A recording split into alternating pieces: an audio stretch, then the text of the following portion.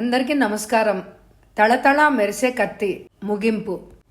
జనార్దన్ ఆశ్చర్యంతో నోరు తెరిచాడు. అతడికి ఎదురుగా సోఫాలో రూప కూర్చునుంది. ఆమె తండ్రి కారులో ఎక్కి తనని భయపెట్టిన అతడి గురించి వివరంగా చెప్పింది. 2 నిమిషాల తర్వాత అతను జోక్ చేస్తున్నాడేమో అన్నాడు. కాదు డాడీ, అతనేం జోక్ చేయడం లేదని కూడా చెప్పాడు. నేను అప్పుడు నీలాగే అనుకున్నాను, కానీ అతన్ని చూస్తే ప్రాక్టికల్ మనిషిలాగే అనిపించాడు. Really wonder. బహుశా అతడు పొరపాటు పడి ఉంటాడు. జనార్దనం పేరు ఉన్న లక్షాధికారులు ఈ మహానగరంలో ఎంతమంది లేరు? నువ్వు పొరపాటు చేశావు. అతన్ని వివరాలు అడుగుంటే బాగుండేది. అడిగాను డాడీ, కానీ అతను ఏమి చెప్పనని అన్నాడు. అతను పొరపాటు పడి ఉంటాడు అని కూడా నేను అనుకోను.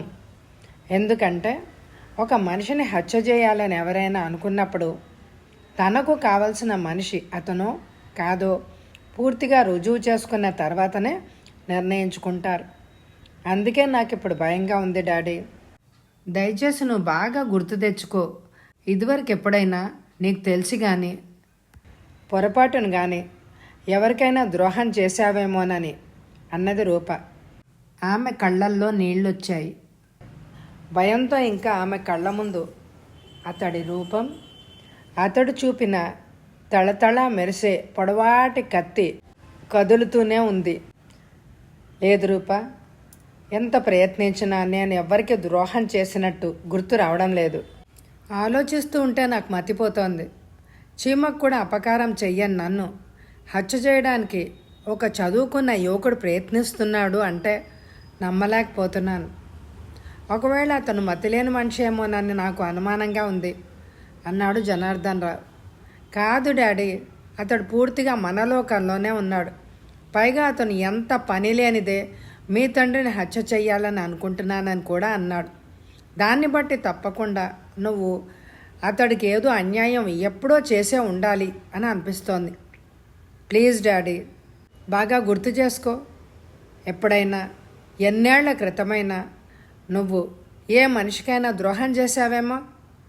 ఒకవేళ నువ్వు అలాంటిది ఏదైనా చేసి ఉంటే అతడిని నేను క్షమార్పణ అడుగుతాను అన్నది రూప వస్తున్న దుఃఖాన్ని ఆపుకుంటూ. రూపా అన్నాడు జనార్దనం బాధగా. అతడికి కన్నీళ్ళొచ్చాయి. బాధపడకు రూప, నిజంగానే నేను నాకు తెలిసి ఎలాంటి అన్యాయం చేయలేదు.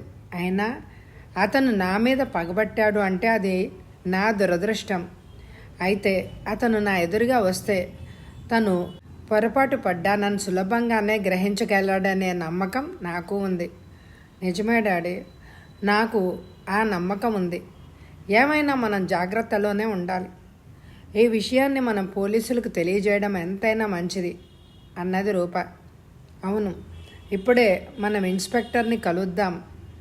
అతను లేచి నిల్చున్నాడు. 2 నిమిషాల తర్వాత వాళ్ళిద్దరూ పోలీస్ స్టేషన్కి బయలుదేరారు.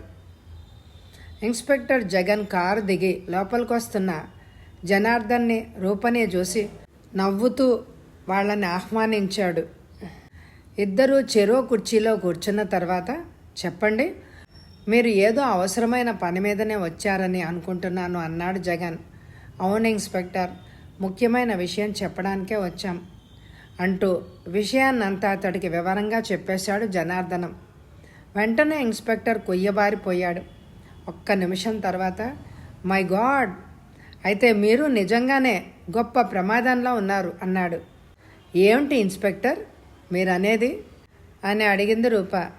అప్పుడు జగన్ ఆ మనిషి రాజన్ భుజంలోకి కత్తిని దించేసిన గాయం గురించి వివరంగా చెప్పాడు. భయంతో తండ్రి కూతుళ్ళు మొహామొహాలు చూసుకున్నారు.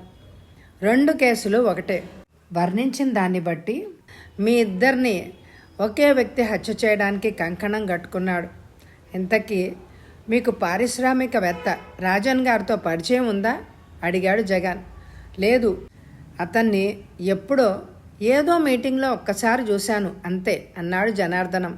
వింతగా ఉందే, ఇద్దరు ఆస్తిపరుల్ని ఒక యువకుడు ఎంతో ప్రతీకారంతో హత్య చేయడానికి పూనుకున్నాడు అంటే నిజంగా ఇందుకు తగిన కారణం ఏదో ఉండే ఉంటుంది.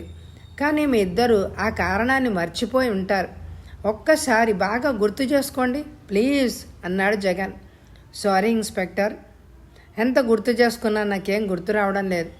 నన్ను ఒక మనిషి హత్య చేసేంతటి ద్రోహాన్ని నేను ఎవ్వరికీ చేయలేదు అన్నాడు జనార్దనం. ఆల్ రైట్, అతను పొరపాటు పడ్డాడనే అనుకుందాం.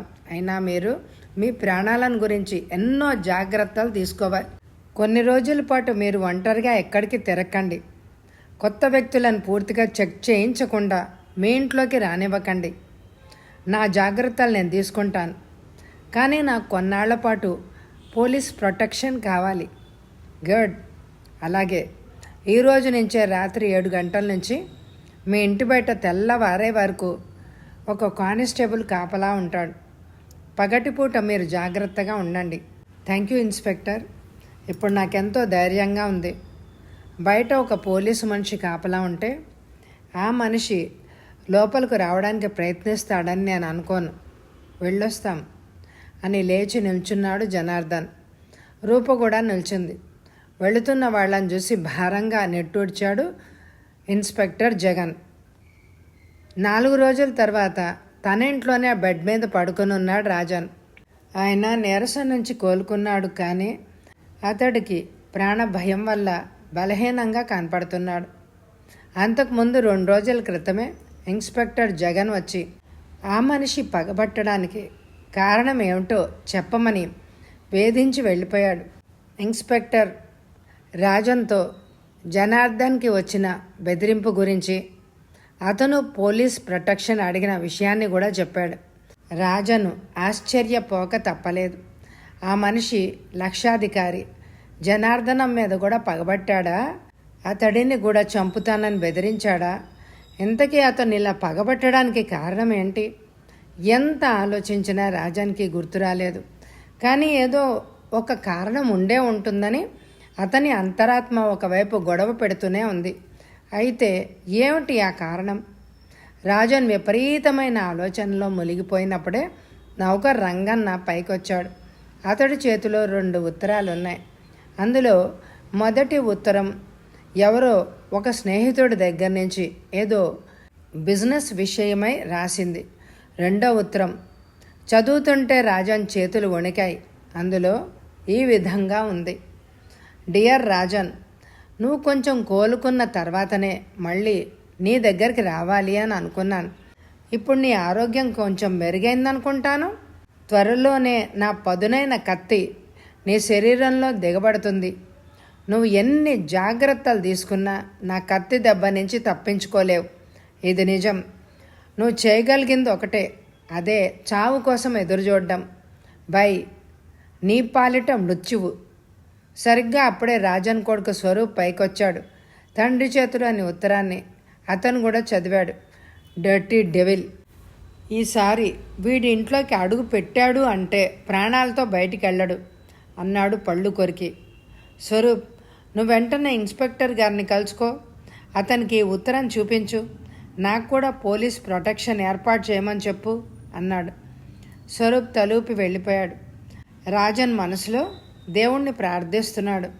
ప్రాణభయం అతడిలో బయలుదేరింది. కళ్ళ ముందు పదునైన అతని చేతిలోని కత్తి కనపడుతోంది. ఏమిటి నరకం అని అనుకున్నాడు జుట్టు పీక్కుంటూ. రాత్రి 11 గంటలు దాటి 10 నిమిషాలైంది. ఆ వరుసలో ఉన్న ఇళ్లన్నీ నిద్రలోకి జారుకున్నట్టుగా ఉన్నాయి. అప్పటి వరకు ఏవో వ్యాపార సంబంధమైన అకౌంట్లు చూసుకుంటున్న జనార్దనానికి నిద్ర ముంచుకొచ్చింది. గోడకున్న గడియారంలో టైం చూసి గదిలోంచి బయటకొచ్చి కాంపౌండ్ హాల్ పక్కనే నిలబడి బీడీ కాల్చుకుంటున్న కానిస్టేబుల్ దగ్గరగా వెళ్ళి అతడిని పలకరించాడు.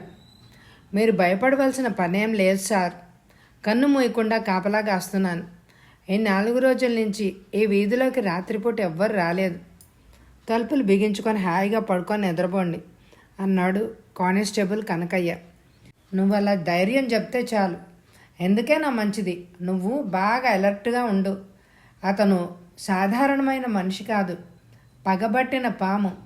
ఏదో విధంగా ఇంట్లోకి ప్రవేశించే ప్రయత్నం చేస్తాడు. నువ్వు ఇక్కడ కాపలా ఉన్నావనే ధైర్యంతోనే నేను వెళ్ళి పడుకుంటానే అని లోపలికి వెళ్ళిపోయాడు జనార్దనం. నవ్వుకున్నాడు కానిస్టేబుల్. మనుషులకు ప్రాణభయం ఎక్కువ ఉండడం కూడా మంచిదే.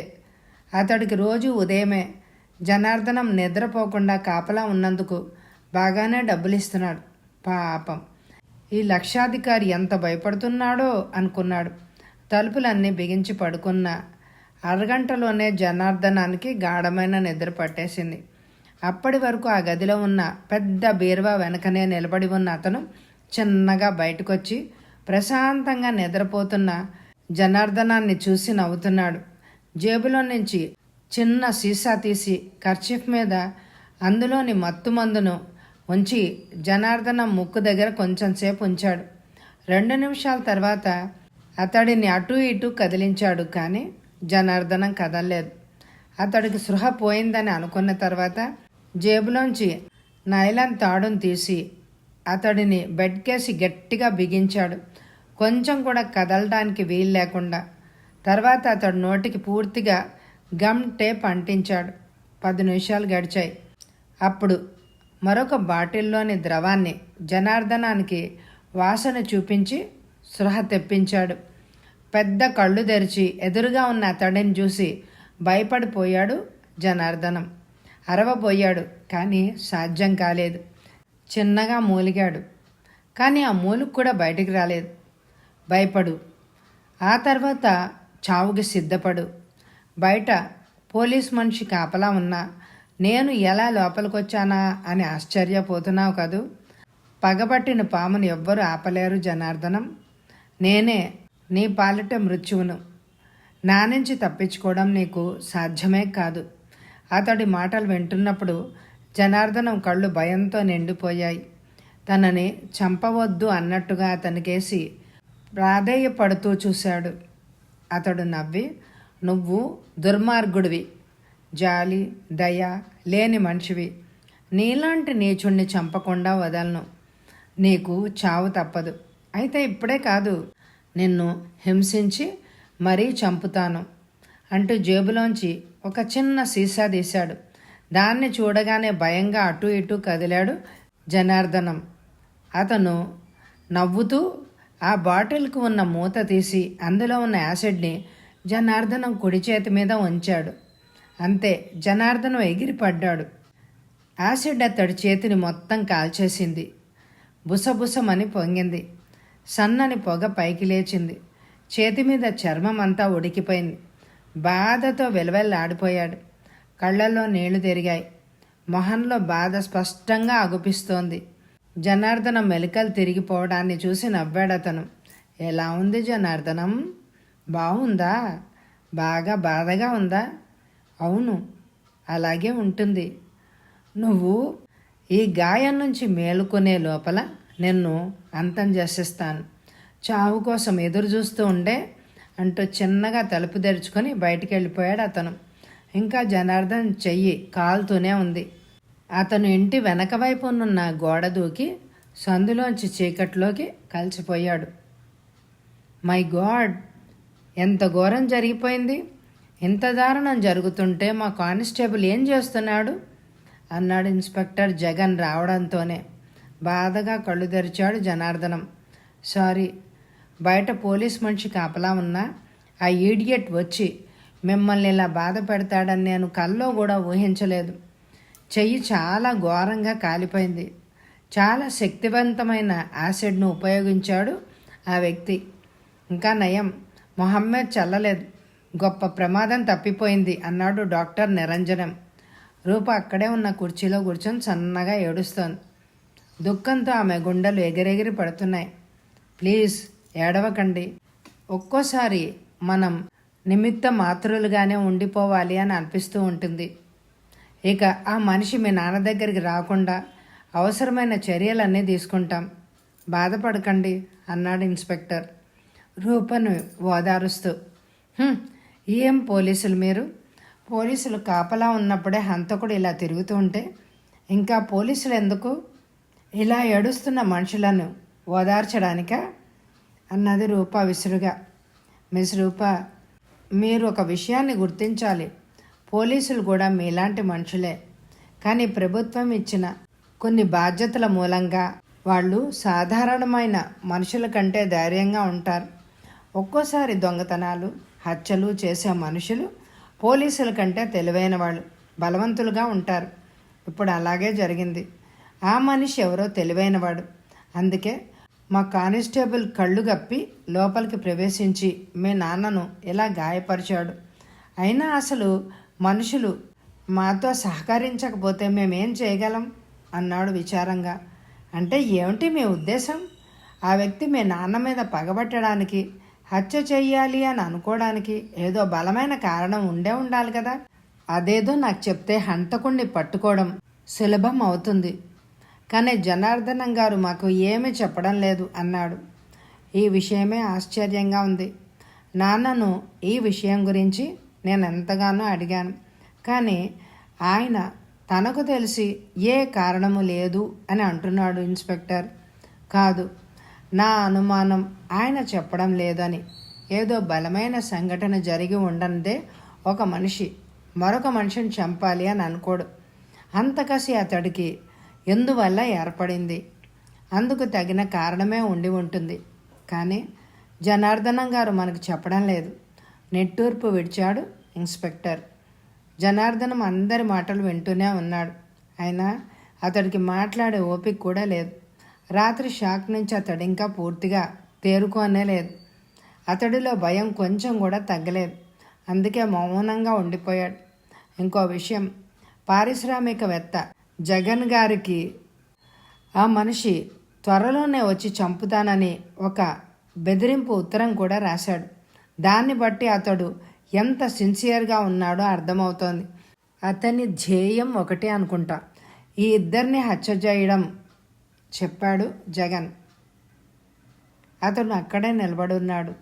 ఎక్కడంటే మొదటిసారిగా అతను రాజన్ కోసం వచ్చినప్పుడు ఏ లైటు స్తంభం వెనక ఉన్న నీడలో నిల్చున్నాడో అక్కడే. అప్పుడు కూడా సమయం 12 గంటలు కావస్తోంది. అతడి పాదాలకు చప్పుడు చేయని మెత్తటి బూట్లున్నాయి. అతడి కళ్ళు ఎర్రగా ఉన్నాయి. జరిగిందంతా తలుచుకుంటే అతడి గుండె మండిపోతోంది. దుర్మార్గులు, ఇంకా వీళ్ళని బ్రతకనివ్వకూడదు. అతడి పిడికిళ్ళు బిగుసుకున్నాయి. ప్యాంట్ జేబులోకి చేతిని పోనిచ్చాడు. కత్తిని బయటికి తీశాడు. ఒకసారి దానికేసి చూసి, నీకు కొన్ని నిమిషాల్లో ఆహారం దొరకబోతోంది అన్నాడు తనలో తానే. తర్వాత దాన్ని మళ్ళీ జేబులో పెట్టుకుని గోడ మీదుగా రాజన్ ఇంట్లోకి చూశాడు. ఎదురుగా ఉన్న ముందు గదిలో 2 మనుషులు కూర్చుని బాగా మందు కొడుతున్నారు. ఆ ఇద్దరిలో ఒకడు రాజన్ కొడుకు స్వరూప్, రెండోవాడు కిరాయి గుండా. వాడిని స్వరూప్ తన తండ్రికి అంగరక్షకుడుగా తీసుకొచ్చాడు. పోలీసుల మీద నమ్మకం పోవడంతో స్వరూపు ఈ ఏర్పాటు చేశాడు. ఆ కిరాయి గుండా బాగా బలిసిన ఎద్దులాగా, సీమ పందిలాగా ఉన్నాడు. ఎత్తుగా పైకి లేచిన జుట్టు, చారల షర్టుతో భయంకరంగానే ఉన్నాడు. వాడు డబ్బు కోసం ఏ పనైనా చేస్తాడు. ఎన్నోసార్లు జైలుకు కూడా వెళ్ళి వచ్చాడు. ఇంతకీ వాడి పేరు వీరేశం. వాడిని చూసి నవ్వుకున్నాడు అతను. నిజానికి వాడితో తలపడి తాను కూడా గెలవలేడు. అందుకే వీలున్నంత వరకు వాడికంట పడకుండానే తన పని ముగించుకోవాలి. అందుకు వాడు బాగానే సహకరిస్తున్నాడు. మందు లేనిదే ఆ వీరేశం నిమిషం కూడా ఉండలేడు. స్వరూప్ కూడా వాడి మనసు తెలుసుకొని కావాల్సినన్ని సీసాలను అక్కడ ఏర్పాటు చేశాడు. కానీ పేకల వరకు తాగితే మెదడు పనిచేయదని, నిద్రపోవడమే జరుగుతుందని వాళ్ళిద్దరూ మర్చిపోయినట్టున్నారు. కొన్ని క్షణాలు నవ్వులతో, గ్లాసులు నింపుకోవడాలతో గడిచిపోయింది. కానీ మరికొంత సమయం గడిచేసరికి ఇద్దరూ సీసాలన్నీ ఖాళీ చేసి ఒకరి మీద ఒకరు పడి నిద్రపోయారు. అప్పుడు అతను నవ్వుకుని హుషారుగా ముందుకు నడిచాడు. ఒక్క గెంతులో గోడ దూకి లోపలికి ప్రవేశించాడు. గబగబా మెట్లెక్కి పైకి చేరుకున్నాడు. గదిలో నిద్రపోతున్నాడు రాజన్. తలుపులను నెట్టి చూశాడు. లోపల బోల్ట్ వేసి ఉన్నాయి. ఒక్క నిమిషం అక్కడే నిలబడి అటు ఇటు చూశాడు. అతడికి చువ్వల లేని పొడవాటి అద్దాల తలుపున్న కిటికీ కనిపించింది. ఆ కిటికీకి దగ్గరగా నడిచాడు. జేబులోంచి అద్దాలను కోసే రవ్వను తీశాడు. 5 నిమిషాల తర్వాత ఒక అద్దాన్ని కోసి చప్పుడు అవ్వకుండా తీశాడు. క్షణంలో ఆ గదిలోకి వెళ్ళాడు అతను.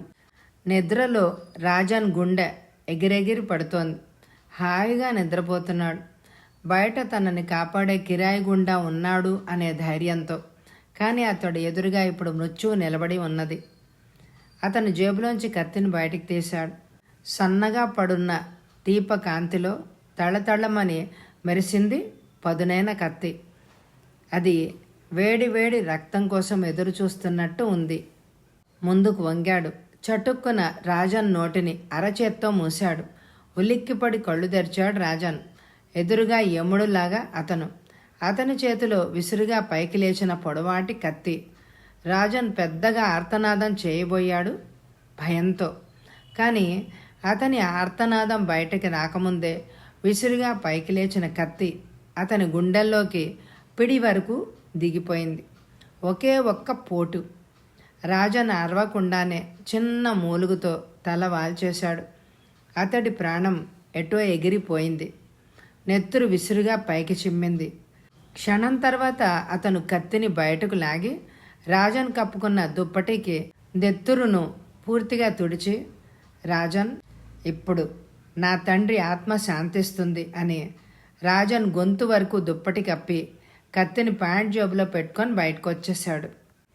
గోడ దూకుతూ ఉంటే గదిలో రాజన్ ప్రాణాలు కాపాడడానికి వచ్చిన కిరాయి గుండా గురక వినపడుతోంది అతనికి. ఇప్పుడు టైం ఎంత అయింది? అడిగాడు కానిస్టేబుల్ డ్యూటీలో ఉన్న నర్సుని. ఎందుకు? టైంతో నీకేంటి పని? నిద్ర వస్తోందా అన్నది నర్సు నవ్వుతూ. నిద్ర ఎదురుగా నువ్వు కనపడుతుంటే నిద్ర వస్తుందా నర్సమ్మ అన్నాడు చిలిపిగా కానిస్టేబుల్ అన్నారావు. ఇన్స్పెక్టర్ జగన్ కావాలనే అన్నారావు బాగా డ్యూటీ చేస్తాడని హాస్పిటల్లో జనార్దనానికి కాపలా ఉంచాడు.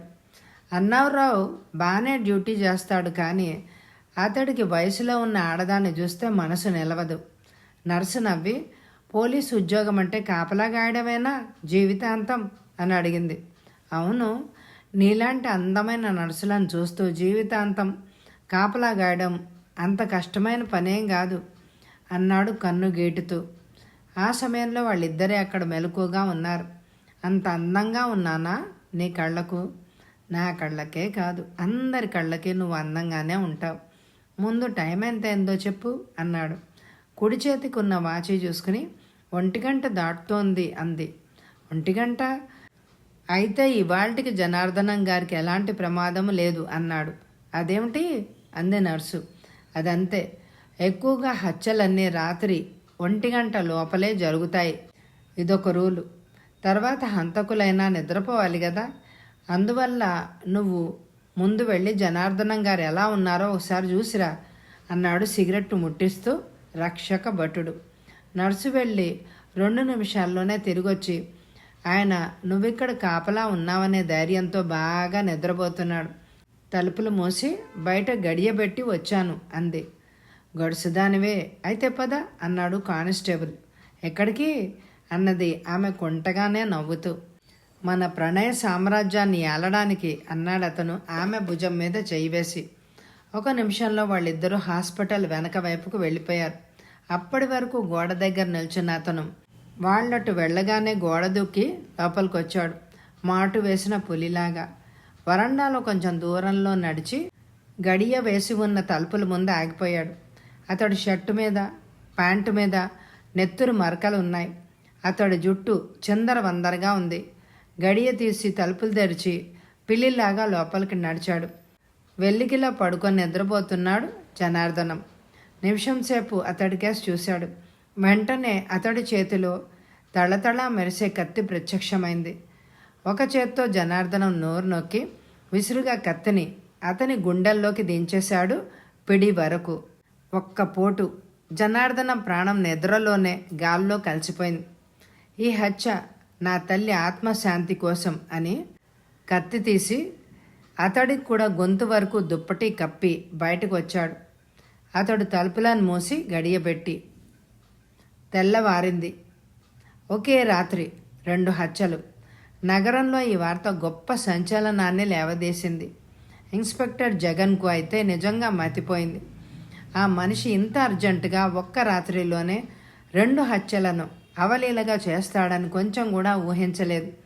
2 శవాలను మార్చురీకి పంపించాడు జగన్. అప్పటికి మధ్యాహ్నం 1 గంట అయింది. 2 హత్యలు ఒకే కత్తితో ఒకే విధంగా జరిగాయి.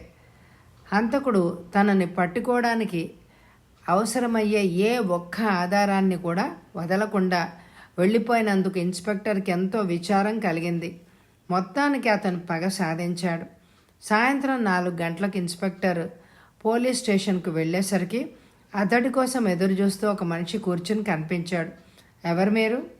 ఏం పని మీద వచ్చారు అని అడిగాడు విసుగ్గా. అతను అదోలా నవ్వి, నా పేరు విద్యాసాగర్, రాజన్ని జనార్దన్ని హత్య చేసిన మనిషిని నేనే. నా అంతటా నేనే మీకు లొంగిపోవాలని వచ్చాను అన్నాడు ఎంతో సౌమ్యంగా. ఆ మాటలు వినగానే కుర్చీలో పెద్ద బాంబు పేలినట్టు ఎగిరిపడ్డాడు ఇన్స్పెక్టర్ జగన్. ఆశ్చర్యంగా అతడి కేసు చూశాడు. సన్నగా పొడవుగా ఉన్నాడు. నీటుగా దువ్వుకున్న జుట్టు, నిర్మలంగా ఉన్న కళ్ళు. ఏంటి, మీకేమైనా మతిపోయిందా? లేకపోతే జోక్ చేస్తున్నారా? అడిగాడు జగన్.